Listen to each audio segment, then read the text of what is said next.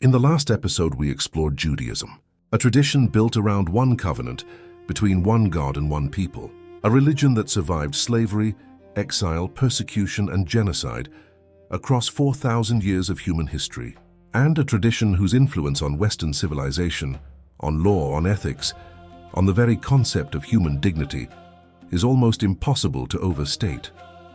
Now we turn to something that asks a completely different question.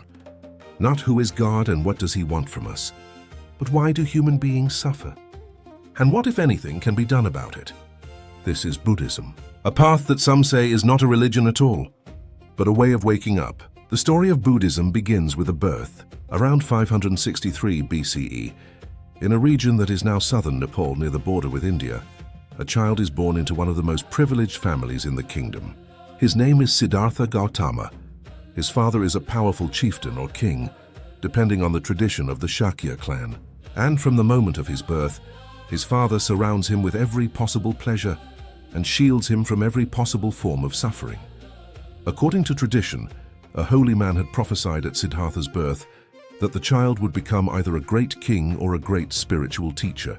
His father desperately wanted the former, and so he built walls, literal and metaphorical, between his son and the pain of the world. Siddhartha grew up in palaces of extraordinary luxury.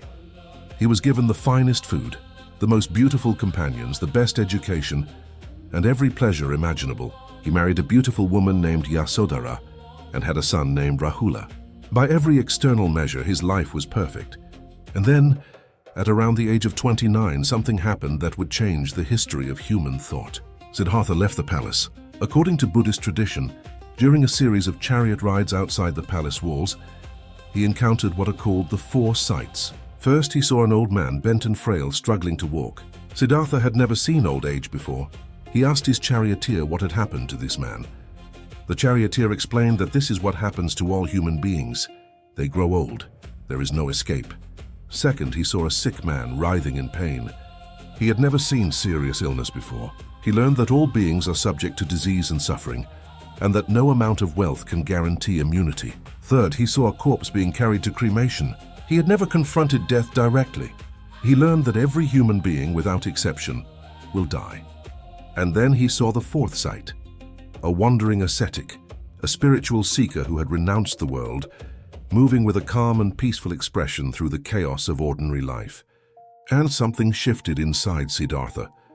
He had everything the world offered. And he realized it was not enough, because old age, sickness, and death would eventually come for him too.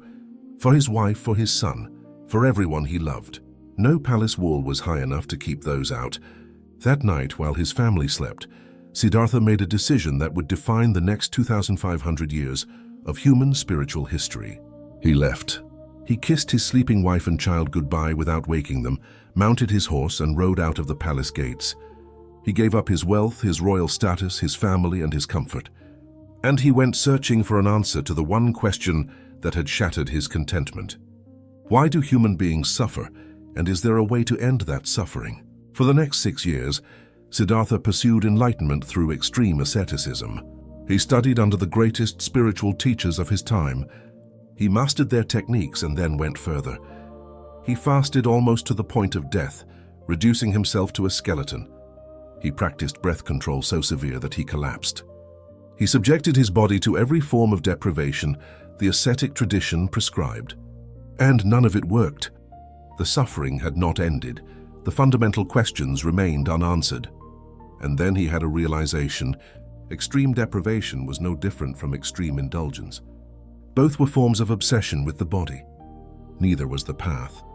He needed what he would later call the middle way, a path between the extremes of sensual indulgence and self-mortification. He accepted a bowl of rice milk from a village girl named Sujata. He sat down beneath a fig tree, later known as the Bodhi tree, meaning the tree of awakening, in a place called Bodh Gaya, in what is now the state of Bihar in India. And he made a vow. He would sit there until he understood the truth of human existence, or until he died trying. That night, according to Buddhist tradition, Siddhartha Gautama achieved enlightenment. He became the Buddha. The word Buddha means the awakened one, not a god, not a prophet who received a message from God, but a human being who woke up. who saw clearly for the first time the nature of reality, who understood the root cause of suffering and the path to its end. What exactly did he discover under that tree? The insight that became the foundation of all Buddhism is called the Four Noble Truths. They are perhaps the most important 4 sentences in Buddhist thought. The first noble truth is dukkha. Dukkha is usually translated as suffering, but that translation is incomplete. Dukkha refers to the pervasive unsatisfactoriness of ordinary human experience. Not just acute pain and grief, but the subtle constant sense that something is missing, that nothing lasts long enough, that pleasure always fades, that even the best moments of life are tinged with the awareness that they will end. This is the human condition, and the Buddha's first teaching is simply the honest acknowledgement of it. Life as ordinarily experienced is marked by dukkha. The second noble truth is the origin of dukkha, and here the Buddha makes his most radical claim. The root cause of suffering is craving. Specifically, it is our attachment to things being different from how they are. We suffer because we crave pleasure and push away pain. We suffer because we cling to people, experiences, and conditions that are always changing. We suffer because we resist the fundamental truth of existence, which is that everything is impermanent. Everything. Every moment of joy, every relationship, every identity, every self. All of it is in constant flux, constantly arising and passing away. And we suffer precisely because we forget this and cling to what cannot be held. The third noble truth is the cessation of dukkha. And this is the revolutionary claim at the heart of Buddhism. Suffering can end. Not by getting everything you want, not by being rescued by God, but by extinguishing the craving that causes suffering in the first place. This state of liberation from craving and suffering is called Nirvana. Nirvana literally means extinguishing, like blowing out a flame. It is not a place you go after death. It is a state of being that can be realized in this lifetime. A state of complete peace, clarity, and freedom from the compulsive cycles of craving and suffering. The fourth noble truth is the path to the cessation of dukkha, and this path is called the Noble Eightfold Path. Right understanding, right intention, right speech, right action, right livelihood, right effort, right mindfulness, right concentration. These 8 factors address every dimension of human life. What you understand, what you intend, what you say, what you do, how you make a living, how you apply your effort, where you place your attention, and how you train your mind. Together they constitute a complete way of life, aimed at the gradual reduction and eventual elimination of craving and the suffering it causes. Now here is something that often surprises people when they first learn about Buddhism. The Buddha was remarkably silent on the question of God. He did not deny the existence of gods. He did not affirm it either. He consistently redirected questions about God, the soul, and the ultimate nature of the universe. Not because these questions were unimportant, but because he considered them unanswerable by the human mind and therefore a distraction from the practical work of ending suffering. He compared a person who refused to work on ending suffering until these metaphysical questions were answered to a man who had been shot with a poisoned arrow and refused to have it removed until he knew the name, caste, and hometown of the person who shot him. The arrow is still killing you. Remove it first. Answer the metaphysical questions later if you can. This is why Buddhism can coexist with theism and atheism in a way that most other religions cannot. A Christian, a Muslim, or a Hindu can be Buddhist in their practice without necessarily abandoning their theological beliefs, because Buddhism does not make theological demands in the same way. This is also why Buddhism has spread so widely across such diverse cultures. It adapts. Now let us examine the concept of rebirth in Buddhism, because it is significantly different from the Hindu concept of reincarnation, even though they are often confused. In Hinduism, it is the Atman, the eternal individual soul, that reincarnates from life to life. In Buddhism, there is no permanent unchanging self. This is one of the most radical teachings of the Buddha. The teaching of an Atman, meaning no self. The self the Buddha taught is not a fixed essence. It is a constantly changing process, like a flame that appears to be the same flame moment to moment, but is in reality a constantly renewing process of combustion. There is no unchanging soul to reincarnate, but there is a stream of consciousness, a continuity of karmic energy that continues after death and influences the next arising of consciousness. This is an extraordinarily subtle philosophical position, not a soul that moves from body to body, but a process that continues without a fixed self, doing the continuing.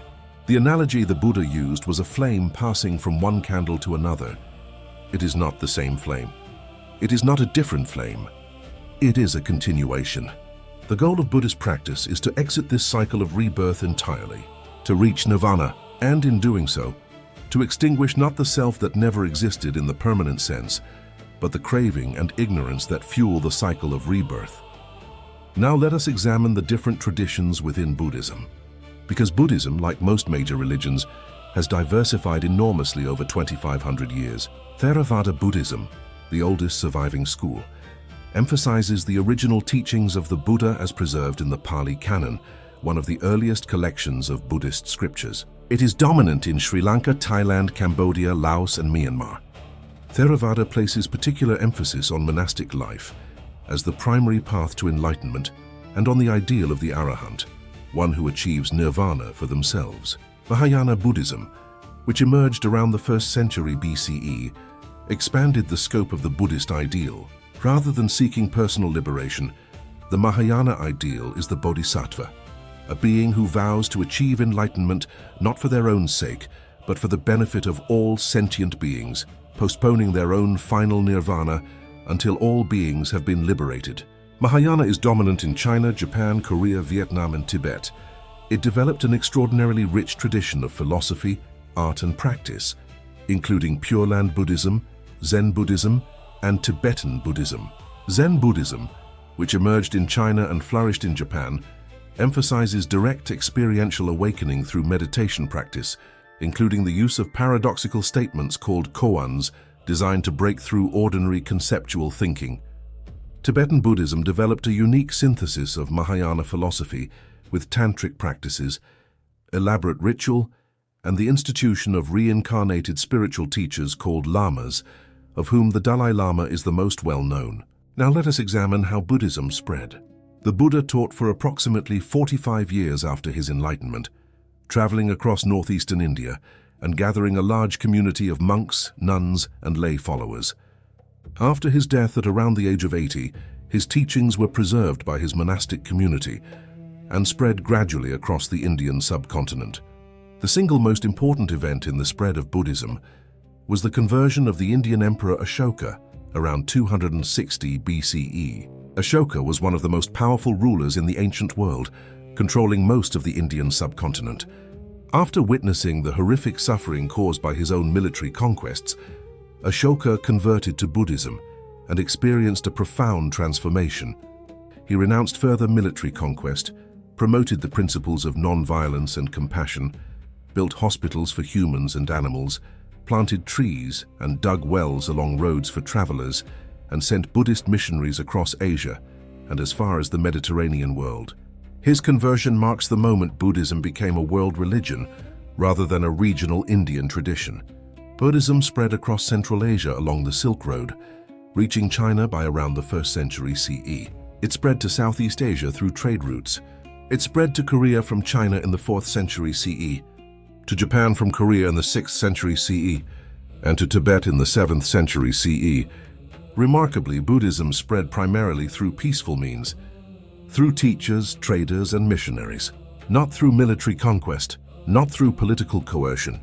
This peaceful spread is one of the most distinctive features of Buddhist history and stands in contrast to the spread of some other major religions. However, Buddhism also has a history of decline and even violence that is less often discussed. Buddhism virtually disappeared from India, its birthplace, by around the 13th century CE, partly due to Muslim conquests and partly due to the reabsorption of Buddhist ideas into Hinduism.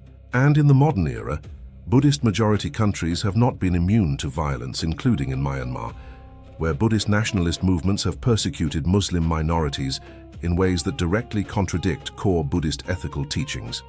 These contradictions deserve honest acknowledgement. Now let us ask the 7 toughest questions that critics and other worldviews raise against Buddhism. Question 1. If there is no permanent self, who is it that suffers, practices, and achieves enlightenment?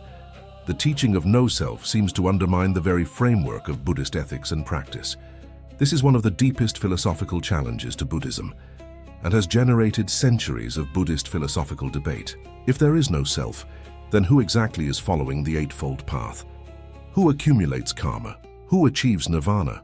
Buddhist philosophers have developed sophisticated responses to this challenge. The Theravada tradition distinguishes between conventional reality, the level at which selves, actions, and karma are real and meaningful, and ultimate reality, the level at which no fixed self can be found. Both levels are valid. The self is real enough to practice. It is simply not real in the way we habitually assume. Mahayana philosophy developed the concept of two truths, conventional and ultimate, as a framework for holding both the reality of everyday experience and the deeper truth of no fixed self simultaneously. Critics argue that this distinction, while philosophically sophisticated, is difficult to maintain in practice, and that Buddhism often operates with an implicit self, even while officially denying one. Question 2. The Buddhist concept of nirvana, the extinguishing of desire and the self, sounds like annihilation rather than liberation. Why would anyone want to extinguish themselves? This question reflects a common misunderstanding of nirvana, but it is worth addressing carefully. The Buddha consistently resisted describing nirvana in positive terms, not because it is nothingness, but because it transcends the categories of existence and non-existence that we normally use. The extinguishing of nirvana is not the extinguishing of consciousness. It is the extinguishing of craving, ignorance, and the compulsive sense of separate self that causes suffering. What remains after that extinguishing, the Buddha suggested, is beyond what language can describe. But every account of people who have experienced deep states of meditative insight consistently describes these states not as annihilation, but as liberation, a profound expansion of awareness rather than its elimination. Critics argue that the Buddha's refusal to describe nirvana positively makes it impossible to evaluate whether it is actually desirable, and that the concept remains frustratingly vague. Question 3.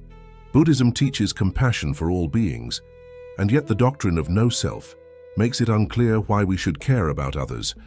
If there is no self and no other, what grounds Buddhist ethics? This is a profound philosophical challenge. If the self is an illusion, then so is the other. And if both self and other are ultimately unreal, what is the basis for the Buddhist commitment to alleviating the suffering of others? Mahayana Buddhism in particular has developed rich ethical frameworks in response to this challenge. The Bodhisattva ideal is grounded not in the reality of fixed selves, but in the reality of suffering.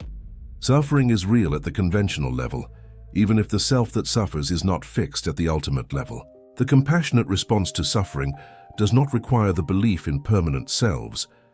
It simply requires the recognition of suffering and the capacity to respond to it. Some Buddhist philosophers have argued that the teaching of no self actually strengthens ethics rather than undermining it, because it dissolves the rigid boundaries between self and other that allow us to prioritize our own welfare at the expense of others. When the boundary between self and other becomes fluid, the suffering of others becomes as immediate and real as your own. Question 4. There is no scientific evidence for rebirth or karma as literal metaphysical processes.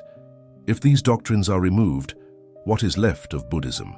This question is particularly relevant in the modern context, where many Western practitioners of Buddhism are drawn to its meditative and psychological dimensions while remaining skeptical of its cosmological claims. Buddhist responses to this challenge vary significantly. Some traditional Buddhists maintain the literal reality of rebirth and karma as essential doctrines, without which the entire ethical framework of Buddhism collapses. If there are no consequences beyond this lifetime, the motivation for serious ethical development is significantly reduced. Many modern Buddhist teachers argue that rebirth and karma can be understood psychologically rather than cosmologically. Karma as the recognition that actions have consequences, rebirth as the moment-to-moment renewal of consciousness within a single lifetime. Others point to the research on near-death experiences and past life memories as suggestive, if not conclusive, evidence for some form of consciousness beyond physical death. And some, most notably the teacher Stephen Batchelor, have proposed a secular Buddhism that brackets the cosmological claims entirely and focuses on the practical path of mindfulness, ethics, and insight. Whether this secular Buddhism remains genuinely Buddhist or is simply a form of secular psychology, using Buddhist vocabulary is a serious question.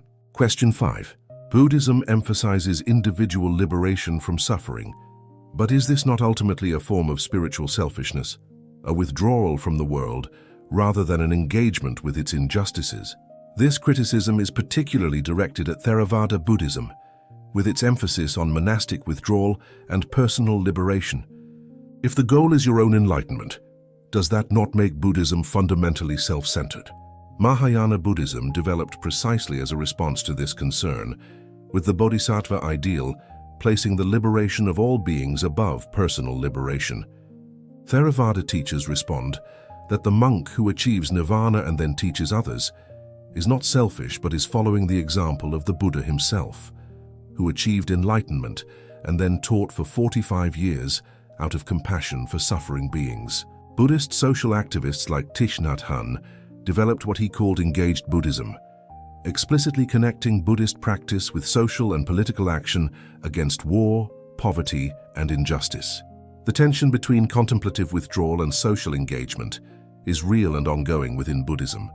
Question 6. Buddhism in practice across Asia has often been deeply patriarchal, with women systematically excluded from full ordination and leadership in many traditions. How does this square with the Buddha's own teachings? This is an important historical reality. The Buddha himself initially resisted ordaining women into the monastic community, though he eventually did so, reportedly saying that the admission of women would shorten the lifespan of the Dharma. Whether this statement is authentically from the Buddha or a later addition by male monastics is debated by scholars. What is not disputed is that the fully ordained order of nuns died out in Theravada Buddhism and has only partially been restored in modern times. In Tibetan Buddhism, full ordination for women remains unavailable. In Zen and other Mahayana traditions, women have had more opportunities for spiritual leadership, though significant inequalities persist. Buddhist reformers argue that the patriarchal elements of Buddhist institutional history represent a failure to live up to the Buddha's own core teachings about the equal capacity of all beings for enlightenment. The Dalai Lama has stated that the next Dalai Lama could be a woman and has been consistent in calling for the full restoration of women's ordination. But institutional change within Buddhism has been slow. Question 7. Buddhism spread peacefully in theory, but Buddhist majority societies have produced significant violence, including against minorities. Does this represent a failure of Buddhist teaching, or simply human nature asserting itself regardless of religious ideals? This is an honest and important question. The violence of Buddhist nationalist movements in Myanmar against the Rohingya Muslim minority, the historical violence of Buddhist states in Asia, and the support of some Buddhist monks for military actions that cause civilian suffering all represent serious contradictions between Buddhist teaching and Buddhist practice. Buddhist scholars and practitioners respond in different ways. Some argue that violence carried out in the name of Buddhism is simply a betrayal of the Buddha's teachings and should be understood as political violence using a Buddhist veneer rather than genuine Buddhist action. Others acknowledge that Buddhist institutions have developed over centuries in ways that have incorporated nationalism, ethnic identity, and political power in forms that the Buddha himself would not have recognized or endorsed. The honest answer is that the same gap between religious ideals and human behavior that exists in every major religious tradition exists in Buddhism too. The teachings of the Buddha on nonviolence, compassion, and the universality of suffering are among the most radical ethical teachings in human history. The historical record of Buddhist societies is more complicated. Both things are true. Those are the 7 hardest questions, and Buddhism's engagement with them reflects the same spirit of honest inquiry that characterized the Buddha's own search. He did not accept what he was taught without examination. He tested everything against his own experience. He invited his followers to do the same. "Do not accept my teachings simply because they come from me," he said. "Test them in your own experience. Keep what is helpful. Discard what is not." That invitation to honest personal investigation is perhaps Buddhism's most enduring gift to the human search for truth. A prince who left a palace to sit under a tree and came back with an answer that has guided 500 million people for 2,500 years. Whether that answer is complete, whether it is the final truth, whether the universe is really as the Buddha described it, is something you will have to decide for yourself. But the question he started with has never been more relevant. Why do human beings suffer, and what can be done about it? In the next episode, we examine a tradition that takes the Buddhist commitment to non-violence and pushes it to its most radical possible conclusion. A religion whose monks carry brooms to sweep insects from their path, whose most devout practitioners cover their mouths to avoid accidentally swallowing living creatures, and whose answer to the question of God is among the most philosophically radical of any tradition we have examined. Jainism, the religion that chose compassion over everything else, even over God.